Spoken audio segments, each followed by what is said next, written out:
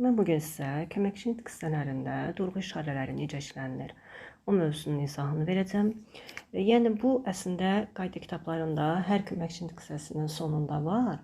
Sadəcə olaraq indiki şagirdlər təbii ki, ən asanına qaçır. Yəni qayda mümkün qədər asan olsun, yığcam olsun, hamısı bir yerdə olsun.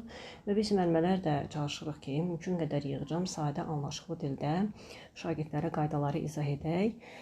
Və mən ona görə bütün köməkçilik hissələrində durğu işarələri necə işlənir, onların hamısını bir qayda altında bu mövzuda izah edəcəm. Deməli, başlayaq. Köməkçilik hissələrindən bilirik ki, modal sözlər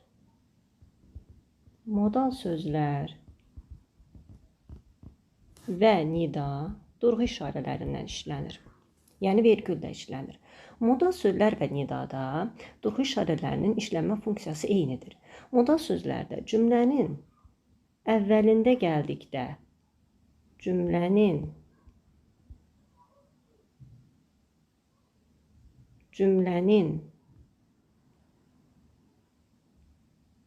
əvvəlində gəldikdə, deyəcəksiniz ki, müəllimə cümlənin sözünü yaza bilmir.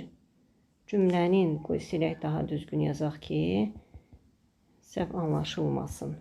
Qara oldu deyə qarışdı. Deməli, cümlənin əvvəlində gəldikdə, cümlənin əvvəlində gələndə özündən sonra, cümlənin ortasında gələndə hər iki tərəfində, sonunda gələndə isə özündən əvvəl vergül qoyulur.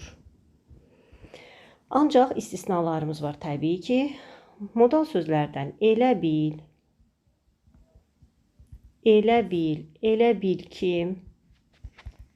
bil ki, sanki sözləri və güya sözləri istisnadır. Yəni elə bil ki, sanki güya sözlərindən sonra vergül qoyulmur. Nida da onun kimi. Nida da cümlənin əvvəlində gələndə özündən sonra, ortasında gələndə hər iki tərəfində, sonunda gələndə özündən əvvəl vergül qoyulur.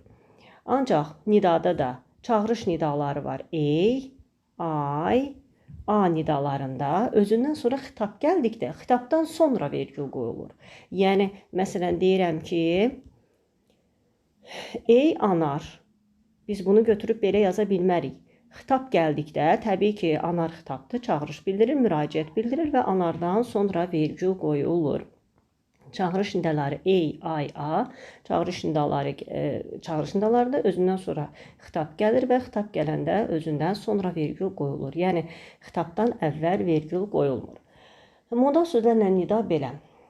Sonra keçək, bir də bir qeydi nəzərinizə çatdırım. Məsələn, deyirəm ki, buna aid, aya da aid bir misal deyim. Məsələn, deyirəm ki, a kişi, görürsünüz, vergül qoyuldu. Biri də var, deyirəm ki, ey nidası yalnız istisna olaraq. Çağırış gələndə təbii ki, özündən sonra, xitab gələndə xitabdan sonra vergül qoyulur.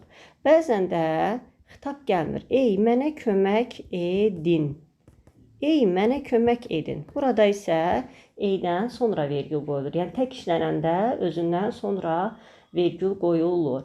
Məsələn, deyirəm ki, ehey, sürünü qaytarın, ehey, sürünü qaytarın. Görürsünüz, burada da eheydən sonra vergül qoyuldu. Çünki xitab gəlmir. Xitab gəlmirsə, özündən sonra vergül qoyula bilər. Sonra a və ya nidaları var ki, o sözdən sonra gələrsə sözə bitişik yazılır. A və ya sözdən sonra gələrsə sözə bitişik yazılır. Məsələn, seyyida, görürsünüz, sözə bitişik yazılır. Xudaya, sözə bitişik yazılır. Bu da belə. Keçək ədatların orfoqrafiyasına. Ədatlar əksəriyyəti sözlərdən ayrı yazılır. Yalnız sual bildirən m, əmr bildirən sana ədatı, qüvvətləndirmə ədatı ca ədatları, sual bildirən m, sual bildirən m, sonra qüvvətləndirmə bildirən ca ədatı və əmr ədatı, sana ədatları, bunlar sözlərə bitişik yazılır.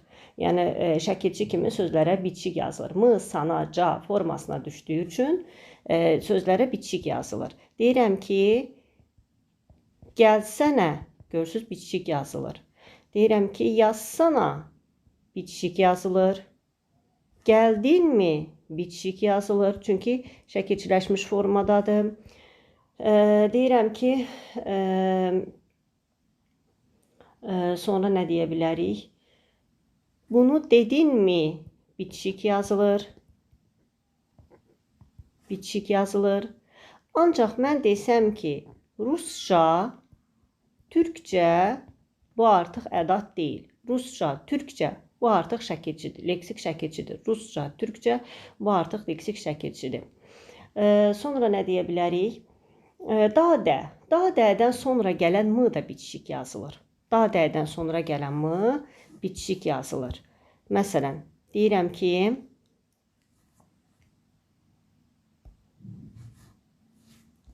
buranı artıq silək.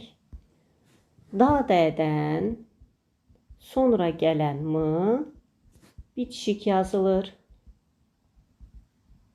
Da-dədən sonra gələn m, bağışlayın, bitişik yox, ayrı yazılır.